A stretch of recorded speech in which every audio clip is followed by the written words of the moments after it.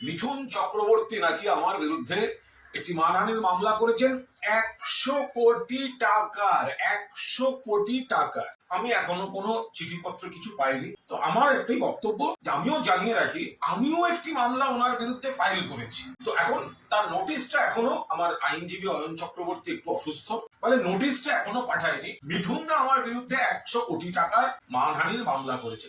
আরে যে দল বদলু মাল, যে কথায় কথায় দল বদল করে, ছোটবেলায় নাকি নকশাল, তারপরে জ্যোতি আঙ্কেল, ওপাশে গিয়ে ও নাকি ওখানে গিয়ে শিবসেনা, তারপরে চলে গেল মমতা বন্দ্যোপাধ্যায়কে আমার বোন, তারপরে সে চলে গেল বিজেপিতে। যে ঘন ঘন দল বদল করে, কোন দলে তার মান নেই, তার আবার মানহানির মামলা।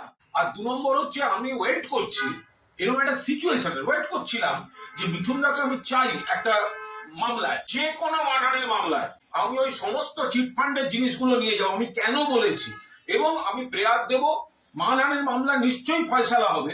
তো তার আগে তো দেখতে হবে আমি কেন বলেছি। মামলাগুলো সিবিআই কে হ্যান্ড ওভার করে দেওয়া হোক। এই হচ্ছে ওর বেনিফিশিয়ারি, এই ইনকাম, এই কানেকশন, 4খানা অন্তত চিটফান্ডে আছে। তো আমি ওয়েট করছিলাম। এখন মিঠুন দাই যখন নেমন্তন্ন করে আনছে, বাকিটা মিঠুন চক্রবর্তী, আপনার সঙ্গে আমার কোর্টে দেখা হবে। আর একটা জিনিস মনে রাখবেন, যাকে চিঠি পাঠাচ্ছেন তার নামটা কুণাল ঘোষ, মনে রাখবেন।